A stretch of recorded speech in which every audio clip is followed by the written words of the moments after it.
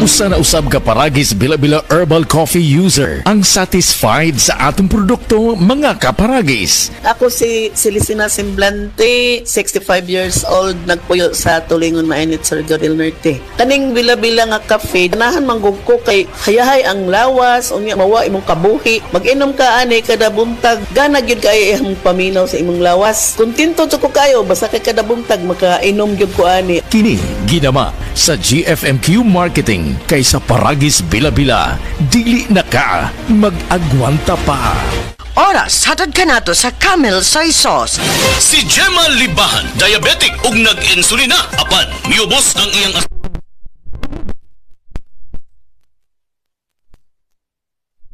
Panyawan, coffee, sa karon kay sige na ko padayon og inom, nagababa na gyud siya, nibaba siya og 145 karon gani 143 na lang siya. Gemma Libahan, taga Jensan. Mag-16 ako karong June. Sed Panyawan Coffee Mix produkto gikan sa Sed Marketing Incorporated. Para sa masanagon himsog nga panit, gamita ang sabon nga may tatak Sad Celebrity Beauty Soap. Feel the difference, kutis gold, kutis celebrity ka.